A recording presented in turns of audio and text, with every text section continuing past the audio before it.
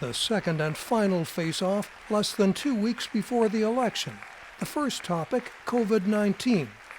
It's a worldwide pandemic. It's all over the world. You see the spikes in Europe and many other places right now. Trump says a vaccine may soon be ready. Biden says that's too late for the more than 220,000 Americans who have died. Anyone who's responsible for that many deaths should not remain as President of the United States of America. Each man accused the other of corruption, Trump apparently referring to the business dealings in Ukraine and Russia by Biden's son Hunter.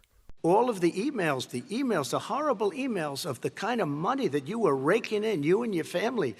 And Joe, you were vice president when some of this was happening. Biden denied the allegation. I have not taken a penny from any foreign source ever in my life. We learned that this president paid 50 times the tax in China, has a secret bank account with China, does business in China. Trump said the Chinese account was not secret, and he has done business around the world. He denied news reports that he has paid little or no U.S. taxes in recent years. I prepaid my tax.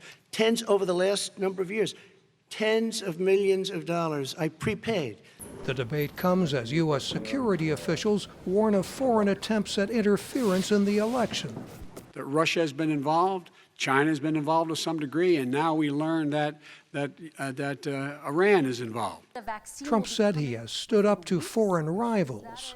Because there has been nobody tougher to Russia. Between the sanctions, nobody tougher than me on Russia. Between the sanctions, between all of what I've done with NATO, I've got the NATO countries to put up an extra $130 billion, going to $420 billion a year. That's to guard against Russia. One analyst said both candidates did well, Biden shining at the end of the 90 minutes. The question near the end where they asked him, what would your message be if you win to the people who didn't vote for you? And it was a unifying message that was against all the polarization and toxicity that we see in our politics. He said Trump was relentless. He knew what he wanted to do, which is stain Biden with this alleged scandal involving his son. And he, I think, landed some blows. With no clear winner, he said the debate is unlikely to change the minds of many voters. Biden leads in the polls, and the race now centers on a handful of battleground states that could decide the election. More than 40 million Americans have already cast their ballots in early voting. Mike O'Sullivan, VOA News, Los Angeles.